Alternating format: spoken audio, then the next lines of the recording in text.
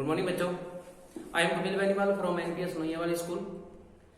आज हम स्टार्ट करेंगे +1 का एक चैप्टर चल रहा है some basic concept of chemistry. जिस चैप्टर में हमने प्रीवियस वीडियो में मोल कंसेप्ट के बारे में डिस्कस किया था, स्टोइकोमेट्रिक कोफिशिएंट के बारे में डिस्कस किया था। आज हम डिस्कस करेंगे लिमिटिंग रिएजेंट क्या होता है और कैसे आइडेंटिफाई करेंगे कि लिमिटिंग रिएजेंट कैसे पता लगा जाएगा। और सेकंड टॉपिक है we are discussing about equivalent concept. तो सबसे पहले मोल कंसेप्ट के बाद में हम देखेंगे कि इक्विवेलेंट कंसेप्ट क्या होता है। तो सबसे पहले +1 क्लासेस के लिए हम देख रहे हैं केमिस्ट्री का एक टॉपिक है इक्विवेलेंट कॉन्सेप्ट। सबसे पहले इक्विवेलेंट कॉन्सेप्ट का मतलब क्या है और इक्विवेलेंट कॉन्सेप्ट जो हम लगाते हैं वो कौन सी केमिकल रिएक्शन में लगता है। सबसे इंपॉर्टेंट बात है, इक्विवेलेंट कॉन्सेप्ट जो लगेगा वो ऐसी केमिकल रिएक्शन में आप लगाओगे जो केमिकल रिएक्शन बैलेंस ना हो। It mean such a chemical reaction these are not balanced है। आपको इक्विवेलेंट कंसेप्ट के अंदर केमिकल रिएक्शन को बैलेंस करने की जरूरत नहीं है। आपने देखा था मोल कंसेप्ट है। In mole concept we are discussing about balancing chemical reaction. Without balancing chemical reaction, not use the mole concept. Now in equivalent concept need no balancing reactions. Now let us consider a chemical reaction A plus B react to form C plus 3D. Let us consider a chemical reactions.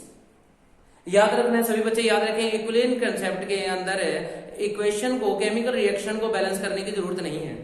तो ये मान लेते हैं कोई chemical reaction है, इस chemical reaction में equivalent है। तो equivalent of A is equal to equivalent of B is equal to equivalent of C is equal to equivalent of D. मान लेते हैं इसको इक्वेशन नंबर फर्स्ट बोल देते हैं। आप equivalent of A equivalent of B is equal to equivalent of C और is equal to equivalent of D, इस कंसेप्ट में ऐसे लगता है। अब बात यह है कि इक्विवेलेंट का यहाँ पर मतलब क्या है। तो यहाँ पर first we are discussing about equivalent. What do you mean by equivalent? तो equivalent mean given mass upon equivalent mass, given mass upon equivalent mass. Given mass हो सकता है आपको ऐसे याद रखना है, सभी बच्चे याद भी रखेंगे कि मास और वेट में केमिस्ट्री में डिफरेंस नहीं माना जाता। फिजिक्स में मास और वेट में डिफरेंस रखा जाता है, बट केमिस्ट्री में मास और वेट एक ही माने जाते हैं। तो गिवन मास अपॉन इक्विवेलेंट मास आप यूज कर सकते हो गिवन वेट अपॉन इक्विवेलेंट मास। और अब हम डिस्कस करेंगे कि इक्विवेलेंट मास निकालने का तरीका क्या है। Equivalent mass is equal to molar mass upon n factor. These are equation second. If we put the value of equivalent mass in equation second, then equivalent mean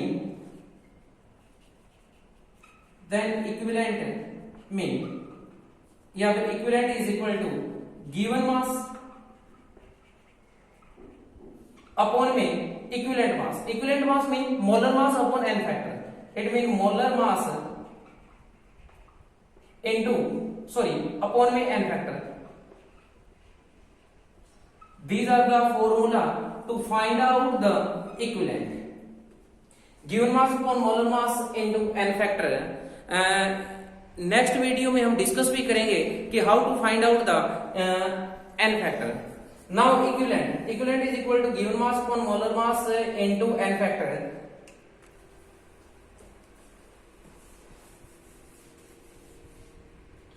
In these chemical reaction A plus B arrow C plus 2D, तो हमने लिखा था equivalent of A. Equivalent of A mean given mass upon molar mass. This is known as a mole. In previous lecture we are discussing about moles in term of quantity, in term of number, in term of weight. So now we are discussing about given mass upon molar mass is known as a mole. Mole represented by n into n factor. If we solve the equivalent mass of A, then number of moles of A.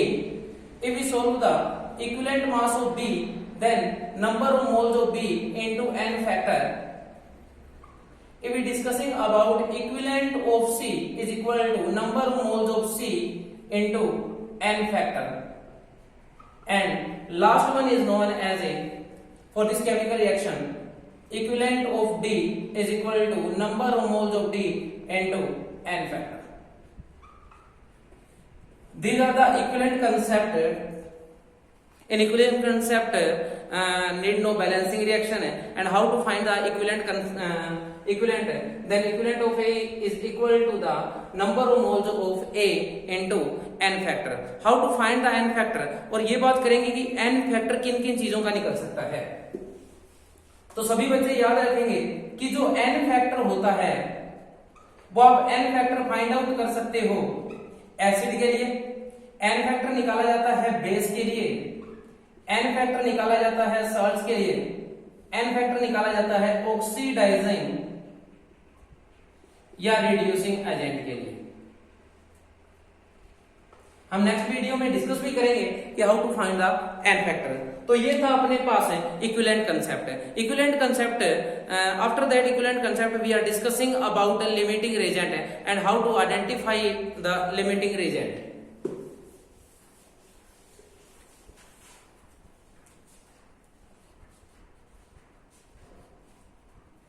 Next topic is known as a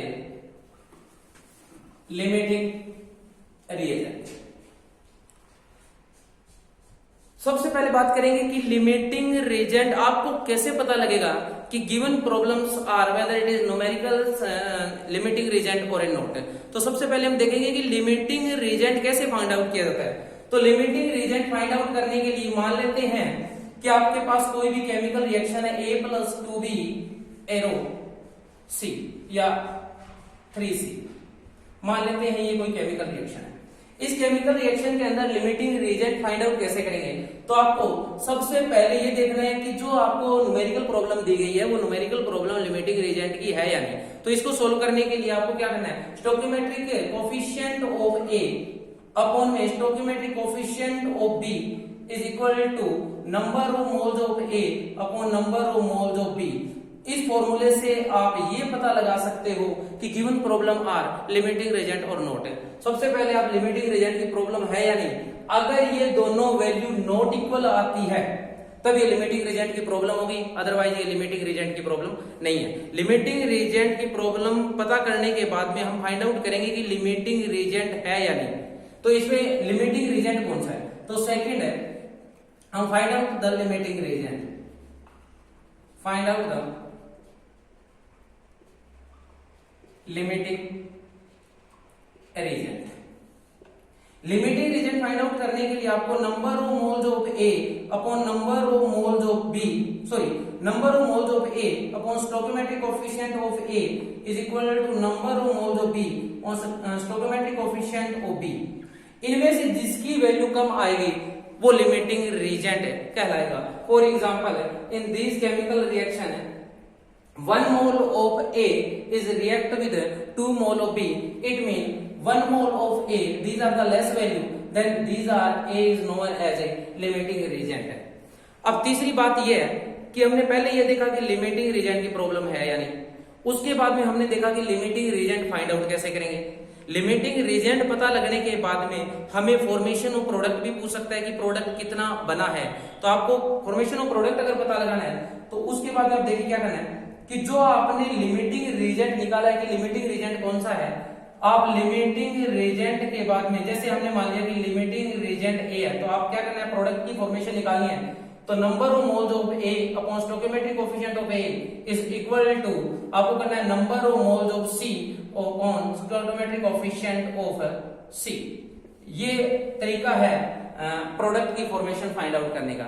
ये अपने पास limiting reagent था। अब एक numerical problem solve करके देखेंगे और उसमें हम ये देखेंगे कि लिमिटिंग रिएजेंट कौन सा है। Now we are discussing about a numerical problem. 2.5 mole of A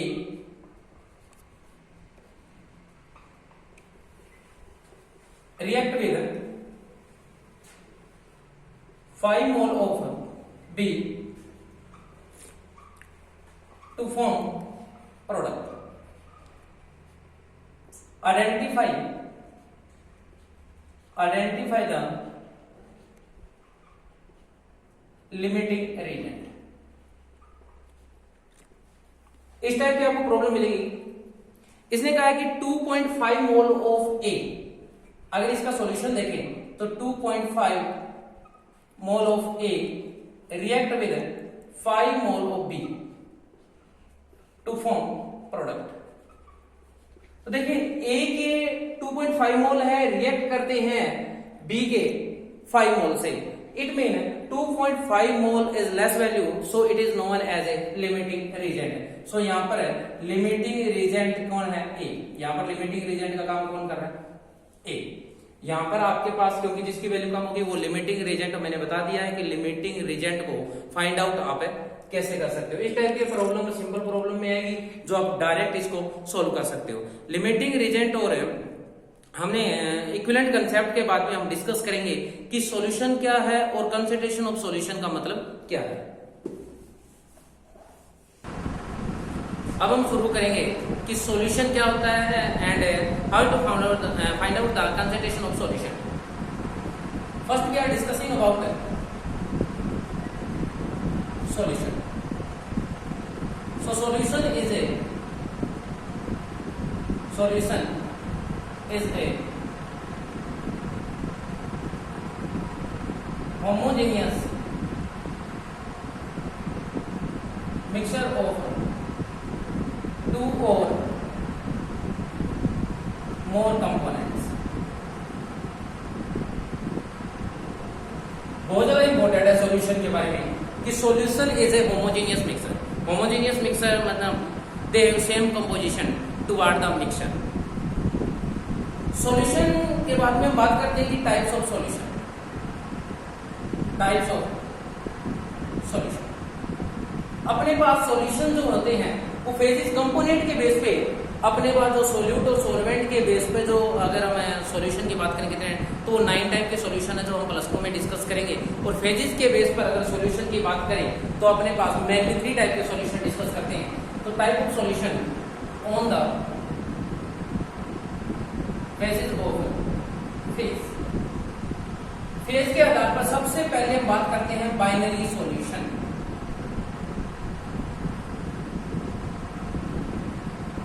ऐसा सॉल्यूशन जिसमें एक ही सोल्यूट हो, एक ही क्या हो? सॉल्वेंट हो। सोल्यूट प्लस सॉल्वेंट, एक ही सोल्यूट हो और एक ही आपके पास क्या हो? सॉल्वेंट। इस solution is known as a binary solution. और अपना जो +2 का जो चैप्टर है वो टोटली बाइनरी सॉल्यूशन का डिस्कशन में लेंगे। अब बात आती है कि सोल्यूट क्या होता है और सॉल्वेंट क्या होता है। तो सोल्यूट का यहाँ पर मतलब क्या है? यहाँ पर सोल्यूट का मतलब होता है these are present in less amount. These are present in less amount. जो सब्सटेंस कम अमाउंट में प्रेजेंट है सोल्यूट कहते हैं। And solute loss their identity. जब हम सॉल्यूशन बनाते हैं तो सोल्यूट अपनी आइडेंटिटी लॉस कर देते हैं। यहाँ पर आइडेंटिटी का मतलब क्या है? अगर सोल्यूट मान लेते हैं कि सॉलिड फॉर्म में है और सॉल्यूशन आपका लिक्विड फॉर्म में बन रहा है तो जो सोल्यूट सॉलिड फॉर्म में है उसकी जो फेज है सॉलिड फॉर्म वो डिसअपीयर हो जाएगी टोटली। उसके बाद में अगर हम बात करें सॉल्वेंट है तो these are present in large amount. These are present in large amount. अब हम एग्जांपल लेके सोल्व करेंगे कि सोल्यूट कौन सा है और सॉल्वेंट कौन सा है। मान लेते हैं कि आपके पास aqua solution of NaCl, aqua solution of NaCl। हमने एग्जांपल लिया है एक्वा सॉल्यूशन ऑफ NaCl। इसका मतलब क्या है? एक्वा सॉल्यूशन ऑफ NaCl का मतलब है आप NaCl को पानी के अंदर क्या कर रहे हैं? डिसॉल्व कर रहे हैं। तो यहाँ पर जो NaCl है वो कम अमाउंट में लोगे, इसका मतलब NaCl is act as a solute and water is act as a solvent. और याद भी रखना है कि जिस न्यूमेरिकल प्रॉब्लम में अगर आपको सॉल्वेंट नहीं दिया तो वहां पर सॉल्वेंट वाटर को मान के चलते हैं और water is act as a universal solvent. These are necessary for every living organism. Solute plus solvent is known as a, जब सोल्यूट और सॉल्वेंट को मिलाते हैं तो आपके पास क्या बनेगा? सॉल्यूशन बनेगा। आपके पास क्या बनेगा, सॉल्यूशन। यहाँ पर NaCl किस फॉर्म में है, सॉलिड फॉर्म में है, और यहाँ पर जो वाटर है वो सॉल्वेंट जो है वो किस फॉर्म में है, लिक्विड फॉर्म में है। तो आपको याद रखना है टोटल जो सॉल्यूशन बनेगा वो लिक्विड फॉर्म में बनेगा। इसका मतलब है सॉल्यूशन का जो फेज होगा these are depend upon solvent, वो सॉल्वेंट पे डिपेंड करेगा।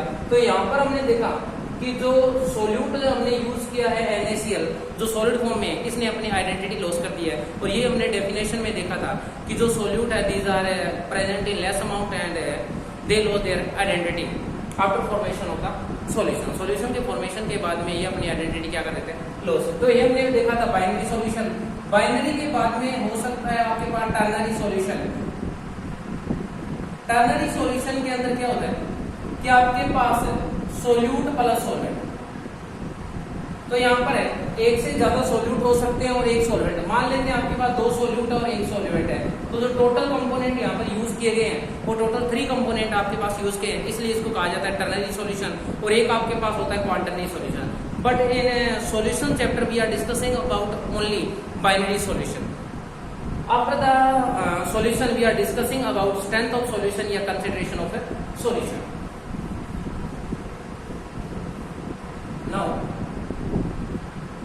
concentration of solution. First we are discussing about what do you mean by concentration. Concentration means number of mole per unit volume. Concentration is represented by C, number of mole represented by N, and volume is represented by P. These are the formula of concentration, and unit of the concentration is mole per liter. Volume is always measured in liter. This is known as a concentration. अब हम देखेंगे concentration term क्या होती है, और concentration term से बहुत ज्यादा क्वेश्चन बनने के चांसेस रहते हैं बोर्ड क्लासेस में और नॉन बोर्ड क्लासेस में। अब है concentration term। concentration सबसे पहले जो concentration term आपके पास है उसका नेम है मोलारिटी। 2 नंबर आपके पास है मोल फ्रैक्शन। 3 नंबर आपके पास है नॉर्मेलिटी। 3 नंबर हम ले सकते हैं percentage weight by weight. 4 number हम लेते हैं percentage weight by volume. 5 number हम लेते हैं percentage volume by volume. 6 number हम लेते हैं नॉर्मेलिटी। 7 नंबर हम ले रहे हैं मोलारिटी। 8 नंबर हम ले रहे हैं strength. Molarity is always denoted by capital M. Mole fraction is represented by X. This is represented by W upon W. This is represented by W upon V. This is percentage V by V. Normality is represented by N. Molarity is represented by small m and strength is represented by gram per liter. These are known as a concentration term. Next video में हम discuss करेंगे जितने भी concentration term हमने discuss की है इनके बारे में, और इन पर जितने भी न्यूमेरिकल प्रॉब्लम अगर होंगे तो इनके बारे में हम डिस्कस करेंगे। After the formation, after the concentration term, एक बात और कहना चाहूंगा, अगर हमारी वीडियो आपको अच्छी लगे तो इसको सब्सक्राइब कीजिए, लाइक कीजिए और शेयर कीजिए, और आगे जैसे ही वीडियो बनेगी हम इन जितने भी मैंने टर्म लिखी है इन टर्म के जितने भी NCERT न्यूमेरिकल प्रॉब्लम है वो सभी सॉल्व करेंगे।